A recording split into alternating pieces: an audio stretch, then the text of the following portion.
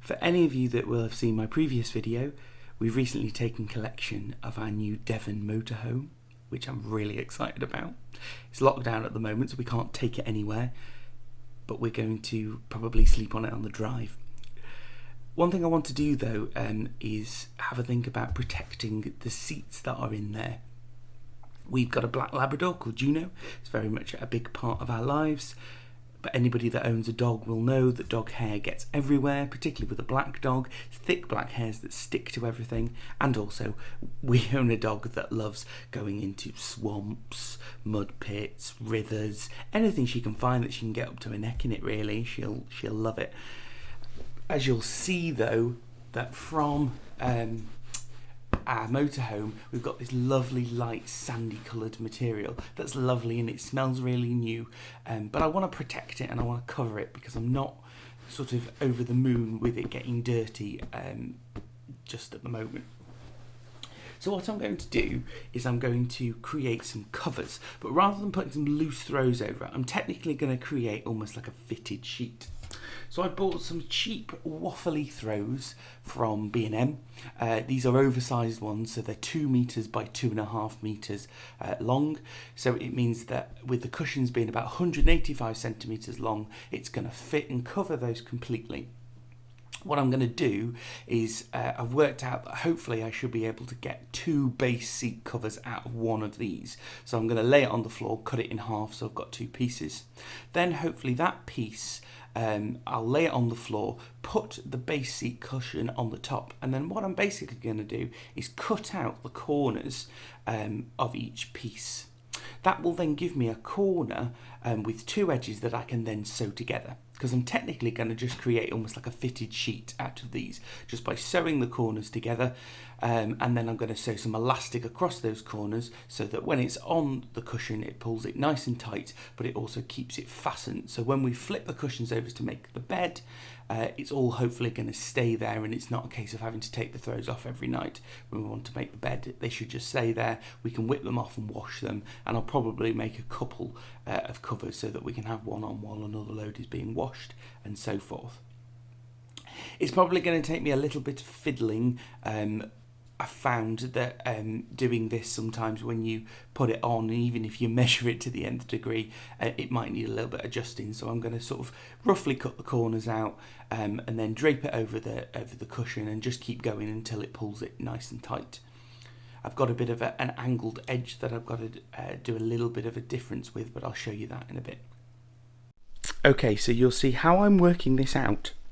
So I've taken some measurements of the cushion and I'm just lying the cushion on the top to sort of get a tight fit. I'm going to have to just keep doing this several times, but as I've laid the cushion on the top, what I'm doing is I'm leaving a border of about 14 centimeters of fabric all around the edge. I'll need to cut that side in a minute, but basically what I'm doing is I'm leaving 14 centimeters because that's the depth of the cushion.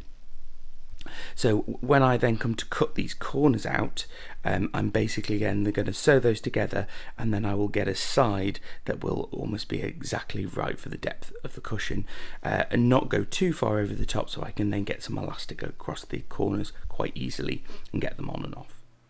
Okay, so now that I've laid this down on the floor, I've laid the cushion on top of it, I've lined the cushion up so that I can see where the cushion corners come, and then I've cut those corners out. For a normal corner, I've cut just a right angle, and what I now need to do is sew these together. Depending on the material you've used, I found it quite helpful because I've chosen this waffly pattern because it almost has sort of little waffle lines in a row. It's quite easy to cut straight lines because you can just follow the line, so that's maybe quite useful if you're trying to decide what sort of material to use. This material actually has 2 sides. It looks almost the same, but when you look closely, this is a slightly rougher, fluffier side, and the top side is a little bit more shiny and neater and flatter. So obviously, because I want this to be the top side, I'm going to sew the 2 top sides together so that the seam is on the inside. I'm going to pop a couple of pins in just at right angles.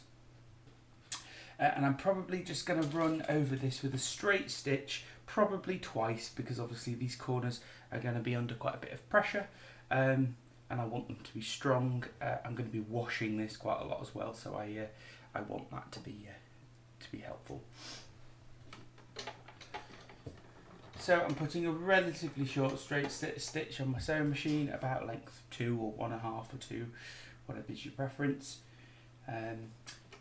This is quite fat, this material, so I just have to guide it through ever so carefully. If you have something like a walking foot, that might be useful. I do have a walking foot, but it's broken at the moment.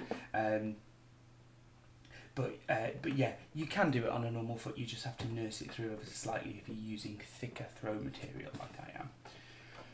So I'm going to go forwards and then use the reverse option to go backwards just to lock the stitch, and then I'll go along twice.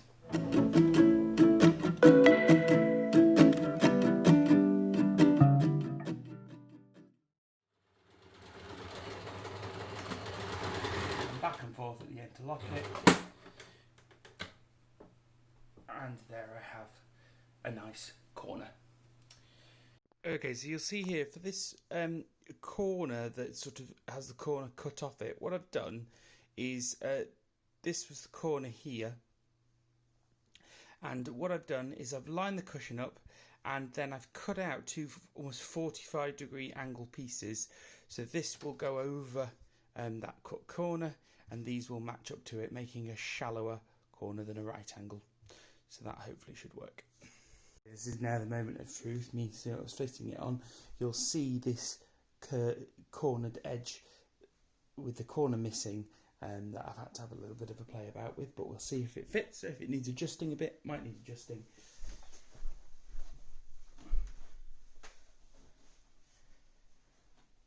Sort of trying to make sure that the seams I've done line up.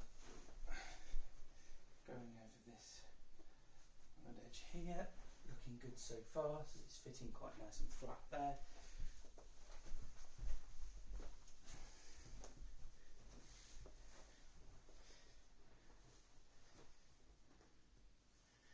Fitting on there, obviously I put some elastic on, but when I lay it flat it sits relatively taut and tight. So yeah, pretty pleased with that. With a piece of cardboard, it's always useful to make a prototype. So just deciding what angles to cut these on. Obviously I still want straight edges here, so I still want to do straight cuts at the ends there, but I want to, on the side here, I want to create this triangular shape, this diagonal seam. So what I've been working out is that I need to then cut this piece at an angle. So I've just roughly, and actually what I did is I held the piece of cardboard up on the other side and just worked out roughly that angle, put it onto a piece of cardboard, and then I've been able to test that if I cut it at that shape like that, if I then sew it together, I'm then going to get the right shape that I want here. You can see here how I've cut the corners so they meet up to the corner of the cushion, both sides. Coming round here, you can see that these edges, leaving lots of fluff on the carpet, I've cut these at an angle, as I said before, so I can get that right shape. So you see here this angled edge is fitting really nicely on here. I have got though on this side, I've got it so that actually before I sew this edge, I'm just checking it, and actually the point I've put it is here, but that's a bit too far out because the cushion sort of ends here. So I'm just going to trim this off and just adjust it so that it's again nice and tight. You'll probably find you need to do this quite a few times, keep putting it on, and even though you measure it as to get it tight, it's a little bit shorter than you think it is. When it comes to doing the elastic for these corners, what I'm doing is I'm sort of getting roughly where the right angle is, and I'm going to put a piece of elastic across the corners. What I found is helpful is if I cut the piece of elastic at an angle, so it's angled like that, obviously when I then sew it, it sort of lines up with the angled edge of the corner, if that makes any sense, and pulls a little bit straighter. If you cut it straight, what I've found is that it pulls it unevenly when it's on the cushion. So I found cutting it at an angle both sides, sort of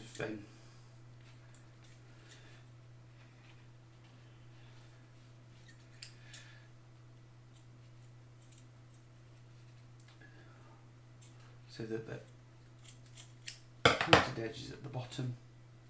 That helps. Okay, so moment of truth. I've got one of the backrests here, and I've made also cover for this with some darker material than I put on the base seats, just for a bit of contrast.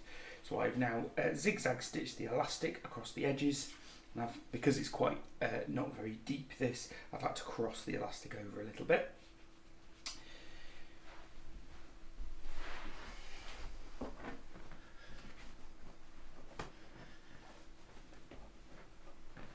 Putting that over, covering it tight over the corners. Same on this side. It's pulling nicely. It's tight, but it's not too hard to get on. And I'm going to pull it flat. If I flip it over, you'll see that I've put white elastic on one end and black elastic on the other, just so I can remember which end is which, because they're different, obviously, because that's got the angled edges at that end on the black end. So just having two different colours helps me to remember that when I put them back on. And here's the finished product. So I've got all of the covers on the seats now. As you'll see, I've used two different tones. This was actually because I went into B&M and they didn't have two of the same colour. So I decided let's go a bit contrasting. So I've got all the fitted covers on now. They fit really nice and snug. We've been sitting on this and lying on this quite a lot, and you can barely tell that we've been there. And they whip off nice and easily and fit really tightly and snug. So that's kind of what they'll look like once they're on. These would also be great for making if you want to protect the upholstery, but also if you don't like the look of the current upholstery, you can put these on and they seem to work really well. Thanks for watching.